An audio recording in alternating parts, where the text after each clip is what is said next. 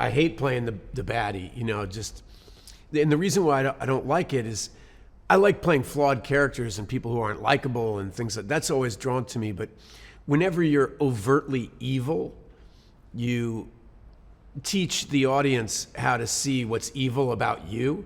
And once you teach them that, they can't unsee it. And they kind of bring it into every part you do. I have this theory about Jack Nicholson, he's not the same actor post The Shining. Like once you see The Shining, you look at everything he does, it's like, wait, is he gonna chop off my head?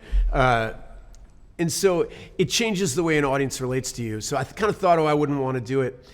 But then when I felt the heart of the piece, and I also was really excited about the idea of playing a character in a mask.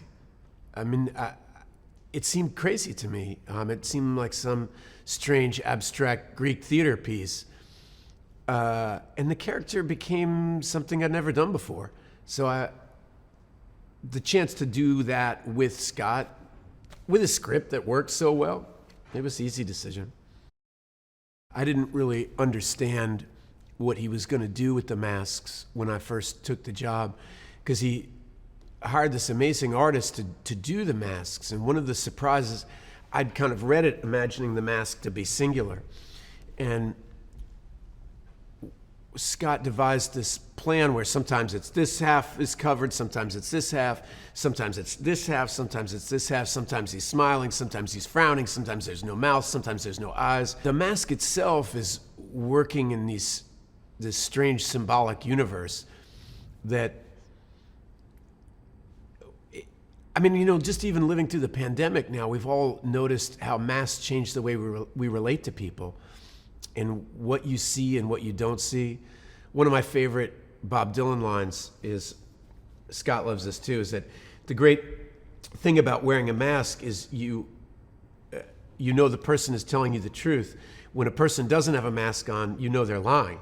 It's a Dylan cone, but it kind of makes sense. It's because you have a mask on and I'm announcing that I'm hiding, and everyone's hiding in a certain aspect.